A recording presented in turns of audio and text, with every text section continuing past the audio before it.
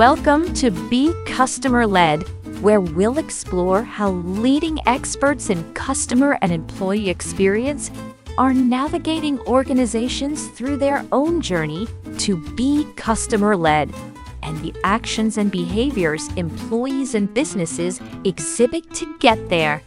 And now your host, Marbu Brown.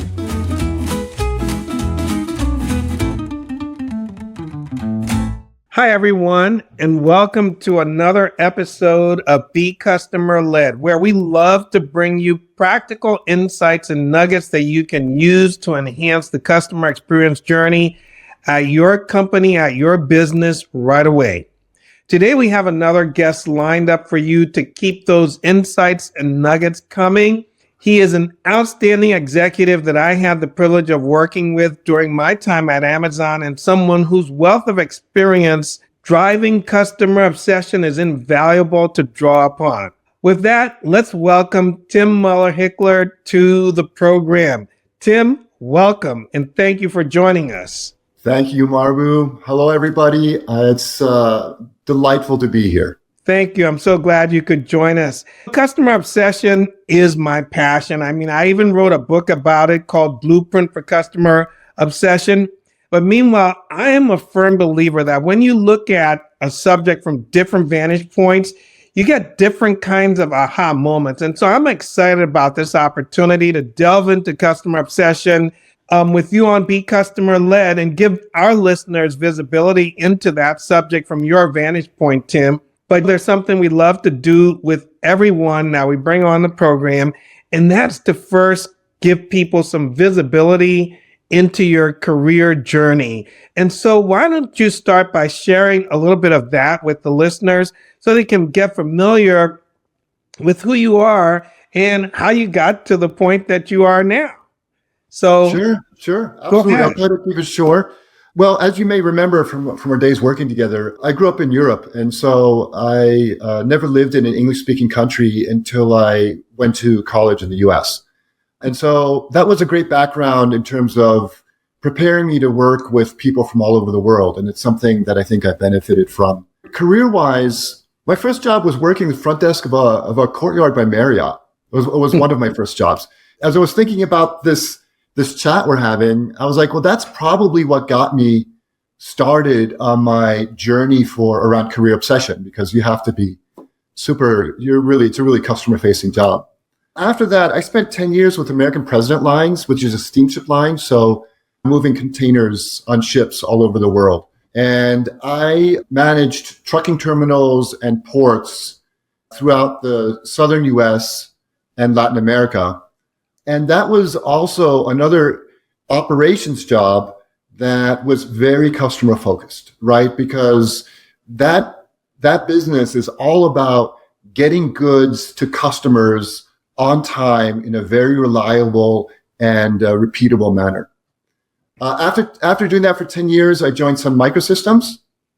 And at Sun Microsystems, I was also there for about 10 years. And the majority of that time was leading teams of enterprise support engineers. So for the listeners who are not familiar with Sun was a computing company that built servers for data centers. And the customers were large enterprise customers. And so that's what we did. We provided technical support to them. And again, because I don't really have a strong technical background, what was important there was the operational side and the customer focus in terms of helping these enterprise customers make sure their systems stayed up. So after Sun, I moved to Amazon because I decided I really wanted to, I had moved further and further down this journey of customer obsession. And Amazon in 2008 was really the pinnacle of customer obsession at the time. And I knew that's where I wanted to be. And so I joined Amazon in their customer service organization, originally in Ireland. And then I moved to Luxembourg and I ran European operations out of Luxembourg. And then subsequently I moved to Seattle and ran global, worldwide customer service operations. I was with Amazon for about 13 years as a vice president. The last 3 or 4 years were in human resources, which although was really a very similar job to what I was doing in customer service, because I ran in human resources, I ran all the shared services. So my customers were now the 1 million plus employees, and I provided almost 20 different services to them, things from immigration to payroll support to just general questions. And so very similar types of roles. And then finally, I sort of wrapped up most recently with 2 years at Snapchat, where I was responsible for trust and safety, which again is, of course, very customer focused, like making sure that Absolutely. young adults are safe. I was responsible for content moderation and for customer operations. So essentially, another operations job that was incredibly customer focused. Yep. So folks can see very clearly that you have a deep background, extensive, dealing with things that really are so critical to customer experience. And so let me come to this notion of customer obsession itself, right? I mean, that phrase was coined by Jeff Bezos at Amazon. The whole notion of obsessing over your customers instead of obsessing over competitors or obsessing over the bottom line. Tell me a little bit about your perspective on some of the practices that Amazon deployed to obsess over customers. Sure. So I think one of the things, Jeff was is a very insightful guy. And he understood that in order to deploy customer obsession at scale, you have to do it through systems and mechanisms, right? Mm-hmm. Good intentions are not enough. I think we've seen that many times. And so I think some of the examples around systems and mechanisms that really allowed Amazon to drive customer obsession were things like, we had a program called Customer Connection. And Customer Connection was where pretty much every leader in the company once a year would initially go to a customer service site. Eventually we did this remotely, but they would sit and spend a day listening to calls. They would sit with an agent and they'd share the headset and they would listen. And this was a brilliant way to make sure that nobody was too far disconnected from the customer. Another mechanism was the and-on cord, which we had in customer service. So and-on was a concept that came from the Toyota production system, where if there was a defect coming down the production line, a worker could basically what was called pull the and-on cord, and it would stop the production line and defects would be taken care of. And and of course I know that one well. Yeah, you do. And we implemented the same thing at Amazon, where if we saw that something we shipped to a customer had a repetitive defect, the customer service agent was able to actually take an action and pull that off of the website so we wouldn't sell more defective items until the retail team could look at it. Other examples of systems and mechanisms where customer obsession was built into our performance reviews. It was talked at every all hands and every communication. And when I say I don't mean customer service. I mean throughout the company. That's right. Performance review included how they did around customer obsession.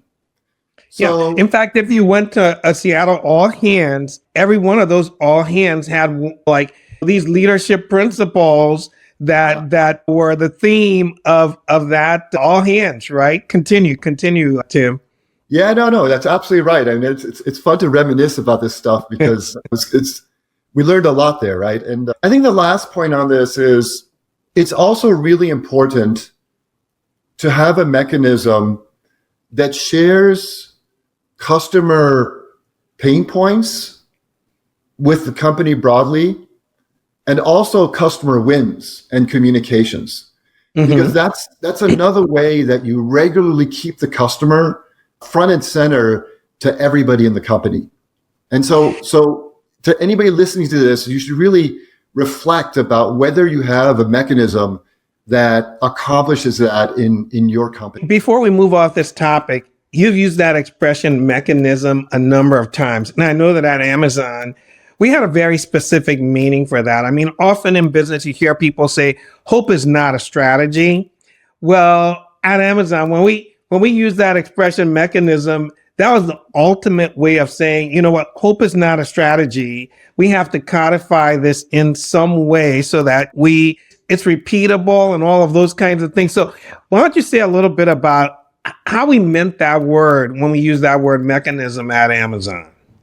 Yeah, I mean, mechanism was really a process that has a very specific function and that is repeatable and scalable across your entire organization or multiple organizations, and has a closed loop.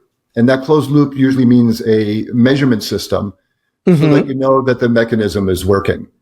And that's really important because, like almost any metric that we look at, all metrics and all mechanisms have blind spots. It's really important that you have this closed loop where you can measure the outcomes, but that also allows you to semi-regular basis poke and prod to make sure it's still doing what you originally had intended to do, that it's still relevant. You know, it might have been relevant a year ago and now that problem might have been solved, and sometimes you have to, amend mechanisms. A lot of mechanisms will run for years and years and years, like maybe a business review, a weekly business review, but other mechanisms have shorter lifespans to address specific issues. Yeah, and I even think of Andon Court and how we had to continuously evolve it and even look at different ways of measuring its success and all of those kinds of things over time. So Tim, let me ask you, is customer obsession at Amazon really different than what other companies do to prioritize the customer experience? Like how have you seen it be different than what some other companies are doing? Sure. I mean, there are a lot of really good customer obsessed companies throughout the world. Amazon is not the only one. But Amazon certainly raised the bar, I think, initially, and role modeled some behaviors that fortunately were picked up by other companies and other leaders as well. So I'm not saying that the things I'm going to talk about are necessarily unique, but I think they are components of what is required to create a customer obsessed company and culture. Okay. The first thing is customer experience isn't owned by customer service. Customer service is a huge part of customer experience. But if you really want a customer obsessed culture, customer experience has to be owned by every single person in the company. So everybody has to feel ownership of the customer experience. And that's what I was talking about earlier, where it's embedded in performance reviews and all hands and your metrics reviews. And that was done incredibly well at Amazon. So when I would meet with Bezos around our customer service strategy, he wasn't looking at me to own customer experience. He was looking at me to contribute and drive forward the customer experience. But he looked at everybody in the room, at every one of his leaders, and everybody knew they all own customer experience. And that includes engineering. And engineering has a huge impact, right? On the customer. Absolutely. The retail organization, also huge, right? It drives selection, it drives pricing, operations, how quickly things get delivered. Finance, our finance teams were very customer obsessed because finance is constantly making decisions where they're trading off customer experience versus operational efficiency versus all types of other things. So everybody owns the customer experience. That's the big thing. The next thing was, if everybody is a customer experience leader and owner, that means you're holding each other accountable for the customer experience. So if I was working on something with the retail team, maybe the Andon Court again is a really example of this. Yeah. The retail team would hold us in customer service to a very high bar. They would hold us responsible for the customer experience that was being delivered. Sometimes we held them responsible because we found upstream problems with the process. Maybe it was a pricing issue or a availability issue. And other times they would hold us accountable. And that is a really, really healthy relationship. Yeah, I mean, like everybody was holding everybody else accountable. It could have been a packaging issue and fulfillment, like a bunch of these different kinds of things. And I can remember times when category managers or somebody from a category team would pick up the phone or even come to my office to try to get me to relist something that we have pulled the end down cord on. And it was like, your item hasn't met the bar to go back up yet. And here are the reasons why. And so I can't let you do that. I can't let you relist that item. And Tim, another thing you said is like, some of these things may not be unique to Amazon, but one of the cool things is that the way it operated, all of the pieces were in place.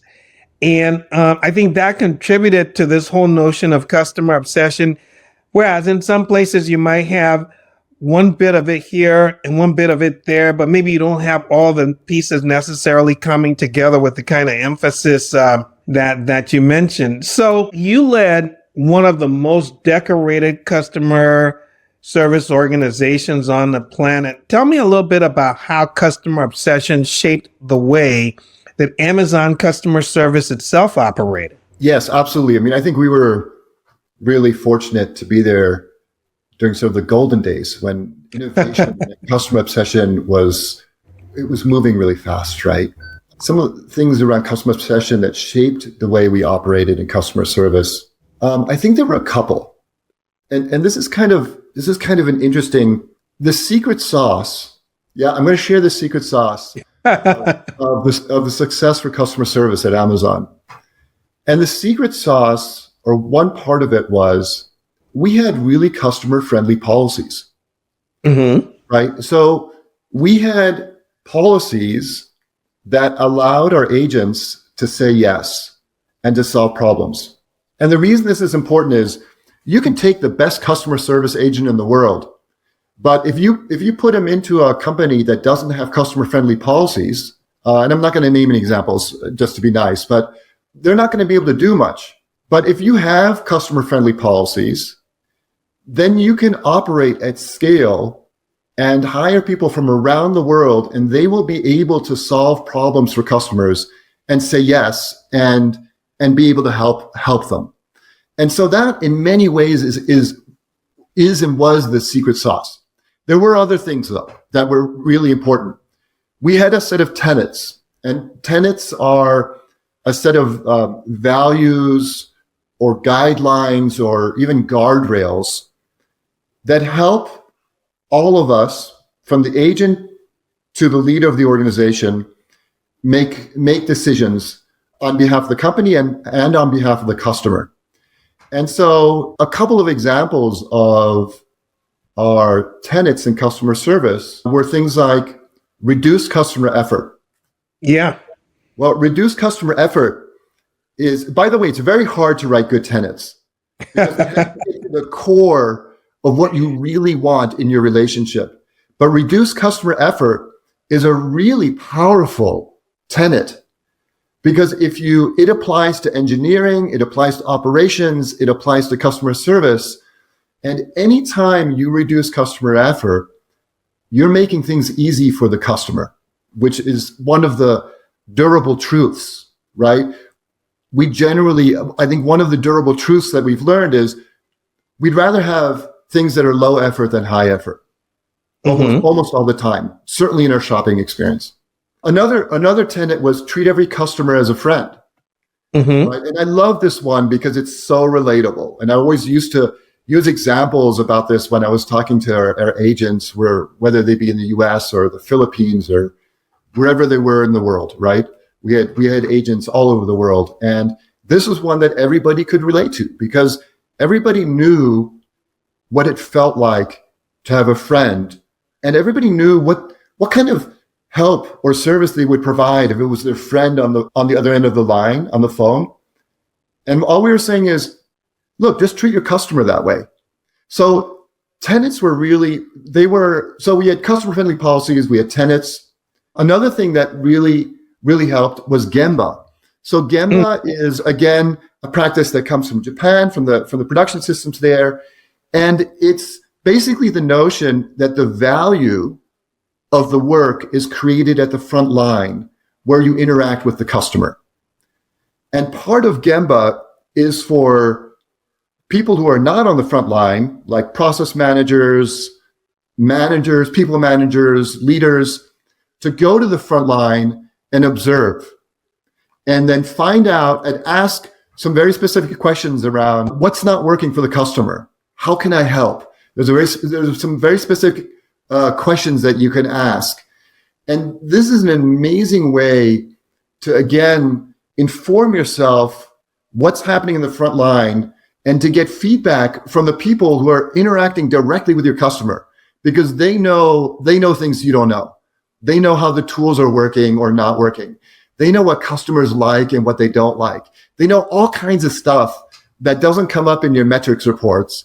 And so Gemba was a really powerful tool for us to identify defects and identify ideas for innovation, and then drive those and make and improve the customer experience. Well, you've made so many great points here. I think about the whole part about reducing customer effort. A lot of times you talk to people, they may need to contact customer service, but they don't really want to. And part of the reason for that is because they're going in expecting a fight, right? And so on the other end, if they get into an interaction where their effort is reduced and it's easy for them, I always tell people this is one of the principles of wow, right? And I remember we always used to tell deliver the wow, right? And that was one of the ways that folks could deliver the wow. It's by reducing customer effort, or the whole notion about the value being created on the front line. A lot of people have lost track of the fact that the value is created on the front line. And they kind of get enamored with the things that they're doing further away from that front line, and putting them right back in the middle of it gets them to remember that the value is created there. And part of what they're doing in the background is helping to create that value to keep those customers coming back, having great experiences, right? And even that whole notion of treating a customer as a friend. When a friend has a problem, you problem solve with your friend. Whereas in other scenarios, if people are just rigidly following policies and stuff like that, they're not problem solving with anybody. They're just trying to follow a set of policies. And let me give you an example without using a name. I had a situation once where I was planning to refuel my rental car just before I got to the airport. Couldn't find any place to do that, so I just went without refueling. And I remember the person who checked my car in, he looked at me and he said, "Mr. Brown, did you put gas in this car?" And I said, "No." He said, "These guys charge $9.99 a gallon. And this is someplace like where the price of gas was under $3. And I listened to how he said that, because he didn't say we charge $9.99 a gallon. He said these guys. He was kind of separating himself. Now, some folks would say, hey, you need to train those guys to deliver that message differently. And yes, you probably do. But the flip side of the story, though, is even to him, that policy was objectionable, right? And so, like you said, you have this scenario, but you don't equip your customer service associates with the right kind of policies. You're kind of putting them at a disadvantage. So let me jump in for a second. Go ahead. I like that example a lot. I want to come back to two of the things you said. I do like the example about the rental car. I do think he should have said we, because he could have given you the same information that said, well, we charge $9.99. And he was like, there's a gas station around the corner or something, right? That would be even better, because then he owns it a little bit more. But I want to come back to your comment about following policies. And one of the other things that really helped us is we encouraged risk-taking at all levels of the company, right? That was a big part of who we are. And that our agents understood that.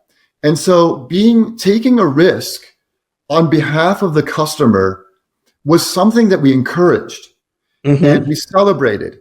And A risk, by definition, doesn't always turn out right, and that's okay. But you still have to celebrate when somebody takes a risk on behalf of the customer. Whether it was the right decision or not is secondary. Like if it wasn't the right decision, then you coach and you inform or you discuss. But the point is, taking a risk on behalf of the customer is really important as a cultural element within any operation.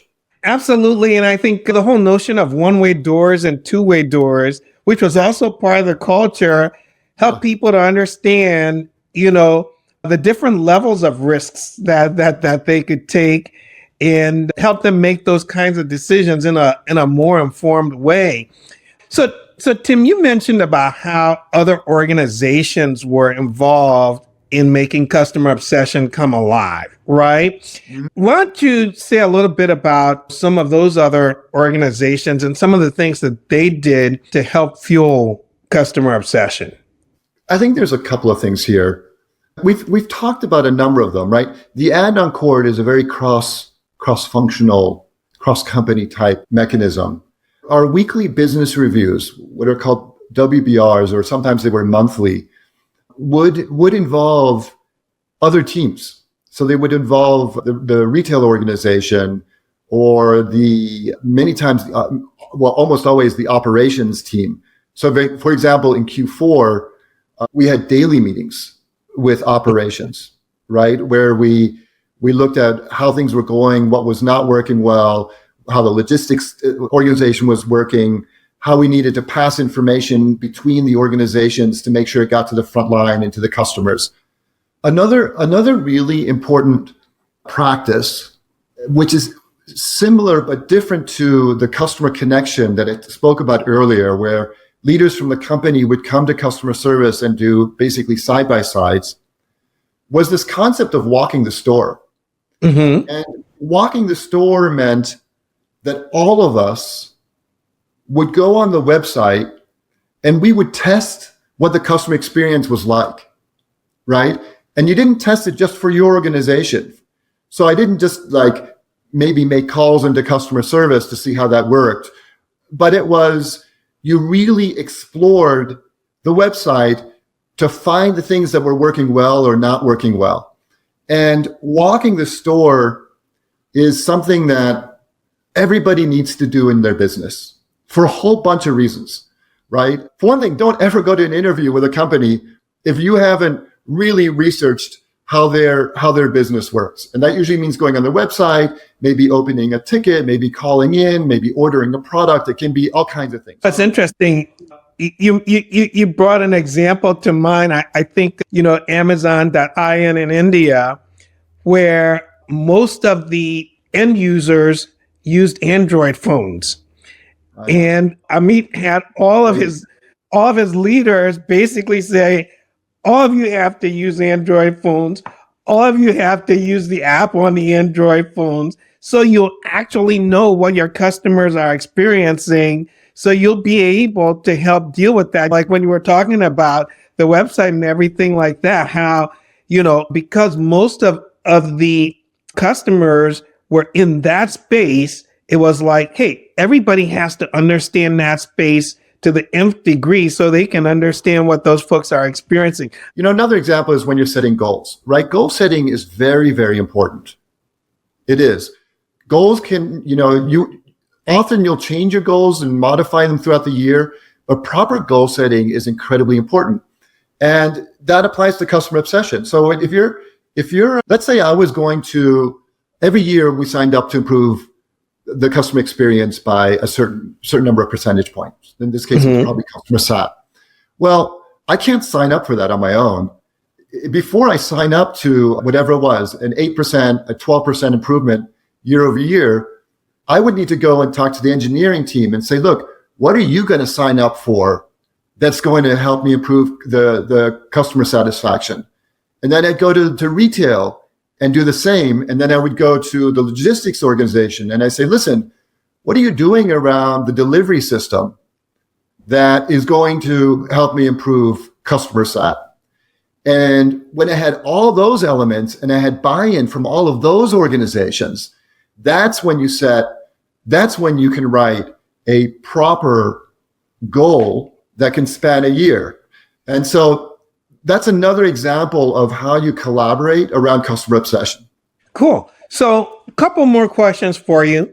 So after you left Amazon, you went on to Snapchat. And I'm just thinking about how some of the things that you did around customer obsession in Amazon basically translated to that new environment. Yeah, I mean, this was great because I went to Snapchat because I wanted to go back to a smaller company. And I'd been with Amazon for a really long time. And I just wanted to see if the things I'd learned would be applicable in a new company. With every company has their own culture, and Snapchat had a different culture than Amazon. And I wanted to know if I could adapt and whether these things applied. And the answer was absolutely. And the customer obsessed operational practices that I brought to Snapchat were welcomed with open arms, because Snapchat is also great. A very customer obsessed company. So it was really fun to be able to bring these practices and have them add a ton of value really quickly, because you know what? Because they make sense. And people saw very quickly that was like, yeah, you know what? This is a really good way to run things. Now, of course, cultures are different. You have to be adaptable. And you have to adapt yourself. You have to adapt your communication style. You have to adapt to the values of whatever company you're with. But the foundational items, they make sense and they apply in almost every environment. Glad to hear that. So, Tim, we've covered a lot of territory, and we're coming to the point of wrapping up. But before we do, I mean, are there any messages that you think are super important that the listeners need to hear and say, hey, if I'm going to take these ideas and try to bring them to life in my business, in my company, in my unit, any particular message that you want to say to them? Hey, look, this is something that you really ought to pay attention to. Oh yeah, there's so many. We could go on for an hour here, but I'll try to do some brief bullets. Right, most of this we've talked about. Customer obsession has to be owned throughout the company, and in customer service, you have to drive that. You have to make sure you're building that culture. You have to be in touch with your front line. There's just no two ways around it. You have to be in touch with the front line. You have to be willing to innovate on behalf of your customer, which means risk taking. You have to be disciplined around your metrics. Your metrics will tell you the story of your business. And you really need to have a good understanding and regular reviews. And your people need to be able to come to the table and they have to know the ins and outs of their business, right? It's really important. And that sometimes can be an uphill battle, but everybody feels great after when they can come to the table and they're confident because they know their business. That's when people feel really great about what they're doing and they get excited. So those are just some of the really basic stuff. It's care about your people, know your business, drive the culture in the company. Start with those three and then everything falls in place. Almost everything. Cool. So thinking about folks who would be listening to this program, typically folks who they have ownership for customer experience in one way or another, whether it's the primary thing they do or they contribute to it in some way. What do you think is one question that I should ask my next guest on this program? Is customer experience embedded throughout your company? And if not, what will you do to change that? Cool. That's a great one, especially the part about what will you do to change that. I think that absolutely is a huge deal. Well, Tim, it has been an absolute pleasure speaking with you. And I know that there are a lot of things that you have mentioned that people can take and use right away right after they get done listening to this episode. And so I'm really appreciative of you coming and joining me for this. And hey, I can't wait to see what people are going to share with us after they've had a chance to listen. So thanks again. And I look forward to us having more time discussions and all like that in the future. Awesome, So, Marbu. hey, before I let you go, Yeah. if people want to continue the conversation with you, where do they find you? I have a website, but it's think-performance.com, or you can reach me directly at Hickler, Hickler, at think-performance.com. Cool. Well, thanks again, Tim. And like I said, I can't wait to see what people are going to share with us after they've had a chance to listen to this episode. Thank you. Well, it's been a delight reconnecting. Yes, absolutely. Well, to the audience, thank you for joining us. We'll have another episode coming your way very soon. Thanks for listening to Be Customer Led with Marbu Brown. We are grateful to our audience for the gift of their time. Be sure to visit us at becustomerled.com for more episodes. Leave us feedback on how we're doing or tell us what you want to hear more about. Until next time, we're out.